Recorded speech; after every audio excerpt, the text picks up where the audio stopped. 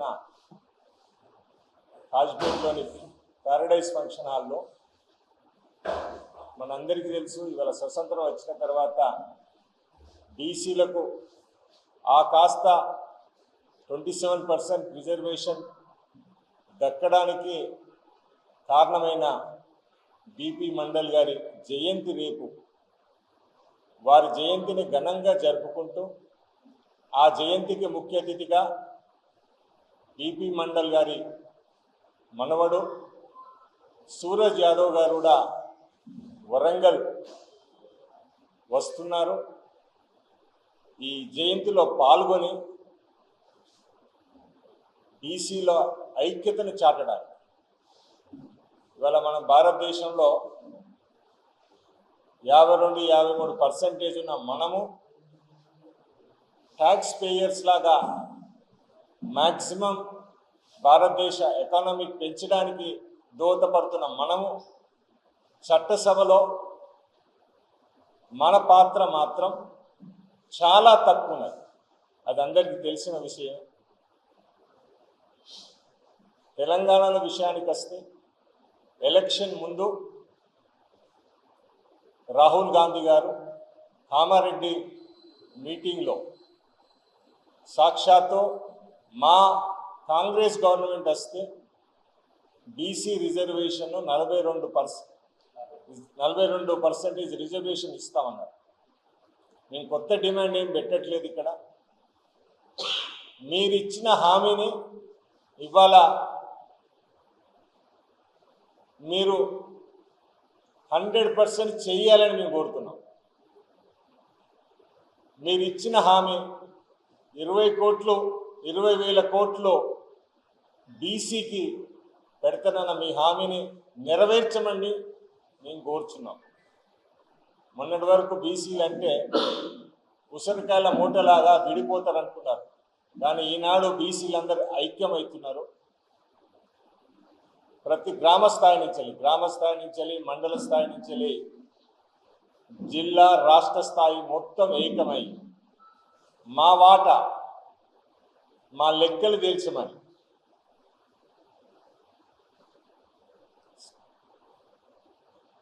Caste survey చేయమని కోరుతున్నాం.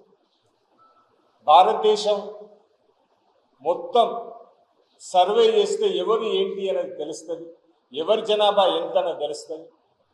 తెలిసిన తర్వాత ఎవరి వాటా వాళ్ళకు పెట్టండి అంటున్నాం. మేము ఎవరిలో వాటా ఇవాళ బీసీ వాళ్ళు కోరుకోవట్లేదు. బీసీ వాళ్ళకి రావాల్సిన వాటా దాని గురించి ఇవాళ అందరూ ఏకమై మేధావులు విద్యార్థులు అందరూ కలిసికట్టుగా పోరాడడానికి, మాకు రావాల్సిన వాటాను సాధించుకోవడానికి రేపు జరగబోయే మీటింగు బ్రహ్మాండంగా జరగాలని బీసీ మేధావులు విద్యార్థులు నాయకులు రేపటి మీటింగ్కు అన్ని పార్టీ బీసీ నాయకులను పిలవడం జరుగుతుంది. మేము కోరేది ఏంటంటే మీరు ఏ పార్టీలు ఉన్నా కానీ బీసీ ఆత్మగౌరవాన్ని కాపాడాలి, బీసీ పక్షాన పోరాడాలి. మనకు రావాల్సిన బీసీకి చెందవలసిన సీట్లు అయితే కానీ నామినేటెడ్ పొజిషన్స్ అయితే కానీ ఎవైనా సాధించుకోవడానికి వారి పార్టీలో వారు గట్టిగా బలంగా వారు వాయిస్ని వినిపించిన రోజే బీసీల ఆత్మగౌరవం ఉంటుంది. మనకి ఇవాళ రావాలి అనుకుంటే ఆడ ఏ అసెంబ్లీలో చూసినా కానీ ఫార్వర్డ్ క్యాస్ట్ లెక్కుంటారు. ఎందుకంటే ఎస్సీ ఎస్టీల కంటే ఆల్రెడీ రిజర్వ్డ్ ఉన్నారు కాబట్టి మ్యాండేటరీగా వస్తారు. కానీ జనరల్ కేటగిరీకి వచ్చేవారికే మీకు తెలుసు 2-3 కమ్యూనిటీలు అక్కడ లీడ్ మొత్తం చేస్తుంది అసెంబ్లీలో. 52-53% ఉన్న బీసీలందరి ఏనాడు కూడా 20% దాటిన పక్షాలు. ఒకప్పుడు ఇక్కడ 3-4 బీసీ ఎమ్మెల్యేలు ఉండే, ఇప్పుడు 12 మందిలో ఒకరయ్యారు. దాన్ని చూస్తుంటే బీసీలు అప్పుడెప్పుడో వెనుకబడ్డారో కానీ ఇప్పుడు ఈ గ్లోబల్ జనరేషన్లో చదువుకున్నాక అందరూ తెలికలు అయ్యాక వెనుకబడుతున్నారు. ఈ వెనుకబాటు ఒక్క పక్షాన లేదు, ఈ రాజకీయంలో లేదు. మీరు ఏ డిపార్ట్మెంట్లో చూసినా బీసీలు అనేది వెనుకబాటుకు చెందుతున్నారు. కాబట్టి వాళ్ళందరూ రావాలి. ముందటికి రావాలన్నా, పైకి ఎదగాలన్నా వారికి రావాల్సిన వాటా తప్పకుండా సాధించడానికి BC intellectual forum Warangal chapter ఈ ఉమ్మడి వరంగల్ని ప్రతి జిల్లాకు వెళ్ళి గ్రామ స్థాయికి వెళ్ళి బీసీకి జరుగుతున్న అన్యాయాన్ని ఎక్స్ప్లెయిన్ చేస్తూ అవేర్నెస్ క్రియేట్ చేసి ప్రజల్లో చైతన్యం తీసుకొచ్చి మనకు రావాల్సిన వాటాలు, మనకు రావాల్సిన స్కీములన్నింటినీ మీరు ఒకసారి ఆలోచిస్తే ఏ కిరాణా షాప్కు మీరు వెళ్ళండి, ఒక 1000 రూపాయలు సేల్ అయితే దాంట్లో 500 రూపాయలు 50% సేల్స్ బీసీలే ఉంటాయి. ఎందుకంటే పాపులేషన్ 50% అని ప్రతి ఉప్పు పప్పు పొద్దున మొదలు పేస్ట్తో సహా మనం ట్యాక్స్ కడతాం. ఇవాళ పేస్ట్ కొనాలంటే దాని మీద ట్యాక్స్ ఉంటుంది. రాత్రి పడుకుంటప్పుడు కాయలు వాడుతుంటాం దోమలకని, దానికి పడే ట్యాక్స్ కూడా మనం బీసీలు 50% చెల్లిస్తాం. అది ఆలోచించాలి. అంటే భారతదేశ ఎకానమీకి ఎవరు సపోర్ట్ చేస్తున్నారు? పెద్ద కులాలు నేను ట్యాక్స్ పేయర్స్ అంటారు. మీరు ట్యాక్స్ పేయర్స్ అంటే మీకు వచ్చే ప్రాఫిట్స్లో పే చేస్తున్నారు. మేము ప్రతి వస్తువు మీద ట్యాక్స్ పే చేస్తున్నాం. దాంట్లో ఎంతమంది ఎన్ని వేల కోట్లు ట్యాక్స్ ఎగ్గొట్టారో మీకు తెలుసు. దాంట్లో ఒక్కరైనా మన బీసీలు ఉంటారా? మీరు చూడండి. ఎగ్గొట్టే దాంట్లో పెద్దవాళ్ళు ఉంటారు, వారి జోలికి మేము పోవట్లేదు. మా వాటా మాకు కావాలని మేము అంటున్నాం. ఓసీలందరూ 10 to 15% ఉంటే ఈడబ్ల్యూ స్కీమ్ కింద 10% వాళ్ళకి ఇచ్చారు. మరి మేము 50 to 60% ఉన్న మా పరిస్థితి ఏంటి? మమ్మల్ని ఒక క్యాప్లో పెట్టి 50% దాటద్దు ఎస్సీ ఎస్టీ బీసీలు. దాంట్లో మా వాటాకి ఇప్పటికి వచ్చేసరికి 23% దక్కింది. జనాభాలో ఎక్కువ ఉంటాం, మా వాట కాడికి వచ్చేవరకునే పంచుడు కాడికి వచ్చేవరకునే తక్కువ వస్తుంది. ఇది ఎక్కడి న్యాయం? ప్రజలు ఇదంతా గమనించి ఇవన్నీ తెలియజేయడానికి ఇక్కడ బీసీ ఇంటెలెక్చువల్ ఫోరం ఏకతాటి మీదకి వచ్చి, మీ అందరికీ తెలుసు లాస్ట్ వీక్ హైదరాబాద్లో కూడా పెద్ద ఎత్తున తాజ్ హోటల్లో జరిగింది. రిటైర్డ్ ఐఏఎస్ ఆఫీసర్ చిరంజీవి గారి నాయకత్వంలో అది last week BC intellectual forum బీసీలందరినీ ఐక్యం చేయడానికి కాంగ్రెస్ ఇచ్చిన హామీలను, బీసీలకు ఇచ్చిన హామీలను నెరవేర్చే వరకు వీలైతే మేము ఆల్ పార్టీ రాహుల్ గాంధీని కలుస్తాం, మోడీని కలుస్తాం. బీసీకి జరిగే అన్యాయాన్ని వాళ్ళకి చెప్పి బీసీలకు రావాల్సిన వాటాను సాధించుకోవడానికి మా వంతు కృషి చేస్తాను తెలియజేస్తూ, రేపు ఆల్మోస్ట్ ఆల్ అన్ని పార్టీల నాయకులను, బీసీ నాయకులు, కాంగ్రెస్ పార్టీ నాయకులను, తర్వాత బీఆర్ఎస్ బీజేపీ అందరి నాయకులను ఆహ్వానిస్తున్నాం.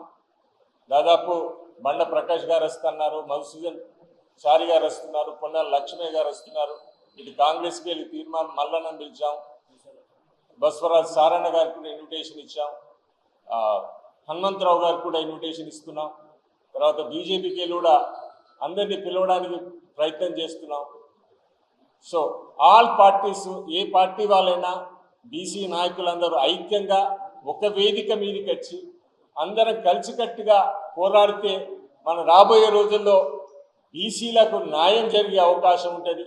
ఎవరికి వారే యమునా తీరైతే ఇప్పటివరకు 70 ఏళ్లలో ఏనాడు కూడా తెలంగాణ రాష్ట్రానికి కానీ ఉమ్మడి ఆంధ్రప్రదేశ్ కానీ ఒక్క బీసీ ముఖ్యమంత్రి మనం చూడలేం. 52% ఉన్న మనము ఒక్కరు అర్హులు లేరా? మా వాళ్ళు ఒక్కరికి అర్హత లేదా సీఎం చేసేది? మనం చూస్తుంటే ఒక 3-4 కమ్యూనిటీలే ఈ 70 ఏళ్ళ పాలన జరిగింది. కొత్త వాళ్ళకి చోటు కూడా లేకుండా అయిపోయింది. ఇవన్నీ గ్రహించి, ఇవన్నీ దృష్టిలో పెట్టుకొని రాబోయే రోజుల్లో ఒక తెలంగాణ ఉద్యమం ఎలా అయితే ముందుకు సాగిందో రాబోయే రోజుల్లో బీసీ ఉద్యమాన్ని చేయడానికి ప్రతి ఒక్కరూ ఇక్కడున్న వాళ్ళకి కంకణం కట్టుకున్నాం. గ్రామ స్థాయికి వెళ్ళి డెవలప్ చేసుకుంటూ ముందుకు తీసుకెళ్ళి బీసీకు రావాల్సిన అన్ని హక్కులను నెరవేర్చే వరకు పోరాటం జరుగుతుంది. మా మెయిన్ డిమాండ్ అయితే మాత్రం బీసీల సర్వే, కులగణ సర్వే అనేది ముఖ్యం. అది తప్పకుండా మీరు ఇచ్చిన హామీలో ఉన్నది. రాహుల్ గాంధీ భారతదేశం మొత్తాన్ని కులగణన చేయమంటున్నాం. ఇక్కడ మీ ప్రభుత్వం ఉన్నది, మీ ముఖ్యమంత్రి ఉన్నారు కాబట్టి కులగణన చెయ్యాలి. మీరు ఇచ్చిన హామీ ప్రకారంగా 42% లోకల్ బాడీలకు తప్పకుండా ఇవ్వాలి. ఇచ్చే వరకు మేము మిమ్మల్ని వదిలేది లేదు. దీంతో పాటు మీరు ఇచ్చిన హామీలు 20,000 కోట్లు ప్రతి సంవత్సరం బీసీలకు కేటాయిస్తున్నారు. దాని మీద ఇంకా మీరు ఇచ్చిన డిమాండ్లు చాలా ఉన్నాయి. వీటిని ప్రతి ఒక్కటి నెరవేర్చేదాకా మేమందరం కలిసికట్టుగా ఉద్యమాన్ని ముందుకు తీసుకెళ్ళడం తెలియజేస్తూ బీసీ వాదులు, మేధావులు, యువకులు, విద్యార్థులు, ప్రతి పార్టీలో ఉన్న బీసీ నాయకులందరూ వార్డు మెంబర్ నుంచి ఎమ్మెల్యే స్థాయి, మంత్రి స్థాయి వరకు అందరూ రేపంటే ఆదివారం నాడు 10 o'clock కాజిపేటలోని ప్యారడైజ్ ఫంక్షన్ హాల్కు రావాల్సిందిగా చేతులెత్తి దండం పెట్టి కోరుచున్నాం.